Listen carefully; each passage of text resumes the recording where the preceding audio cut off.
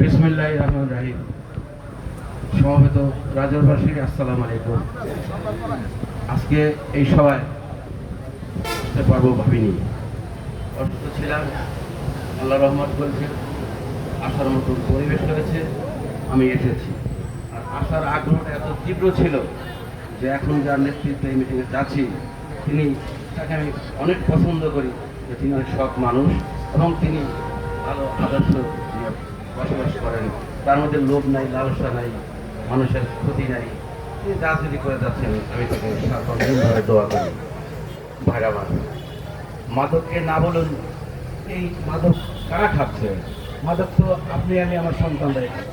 তাহলে আমরা যদি সন্তানকে নিবৃত্ত করতে না পারি, কেমন বাবা হলাম?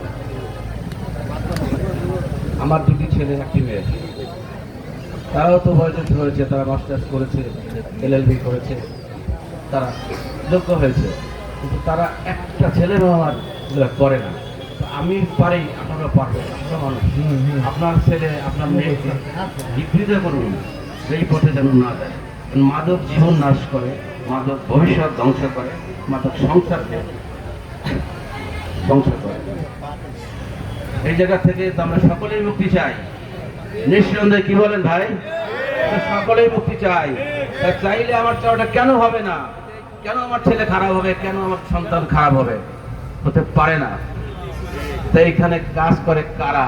ষড়যন্ত্র, কিছু খারাপ ছেলে পেলে আছে, তারা জন্মবোধই খারাপ, তাদের কোনো গাইড নেই, তাদের কোনো গাইড নেই তাদের, যে কারণে কিছু ছেলে পেলে খারাপ হয়ে যাচ্ছে। এগুলা থেকে নিবৃত্ত থাকতে হবে, যাতে করে ভবিষ্যতে মাদক, শুধু মাদক নয়, চাঁদাবাজির একটা বিধি, জায়গা দখল করা, অন্যের ক্ষতি করা, এগুলো ভালো মানুষের কাজ নয়। এজন্যই মাঝে আমি একটা কথা বলতাম প্রত্যেকটা মিছিলে, যখন বিএনপি ক্ষমতায় এসেছে তখনই বলেছিলাম ৭৪ দিন শেষ, ভালো মানুষের বাংলাদেশ। তো ভাইরা আমার, সেই ভালো মানুষ তো আমরা হতে চাই। সেই ভালো মানুষ যদি না হতে পারি, দেশ চলবে না, এই মানুষও ভালো থাকবে না। আমরা এটা চাই যে এই মানুষ ভালো থাক, দেশ ভালো থাক। আমার নেত্রী বক্তব্য রাখবেন। অনেক কথাই বলার ছিল, যেহেতু সময় সংকীর্ণ, আমি আহ্বান রাখবো যে আমরা আমাদের সন্তানদেরকে যেন মাদকে নিরুৎসাহিত করি।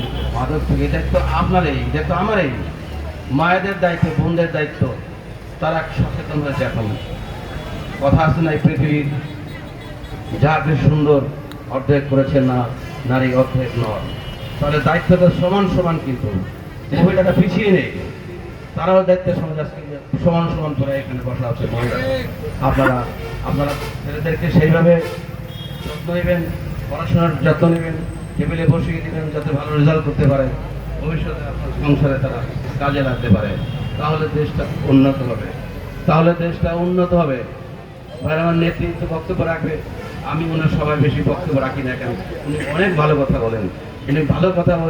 উনি মানুষের জন্য কাজ করেন, এই উনি করেন বলেই কিন্তু এই বয়সে 33 বছর বয়স, এখনো লেগে আছি যে ওনার নেতৃত্বে থাকলে হয়তো কিছু হবে দেশে, হয়তো কিছু এলাকার কাজ। এই আশ্বাস, এই বিশ্বাসে এবং ওনার সঙ্গে আসি, যতদিন বেঁচে থাকবো ভালো কাজের সাথে। আপনারা দোয়া করবেন, আমরা করার সময় সরে যাবো। সকলকে ধন্যবাদ। আল্লাহ হাফেজ।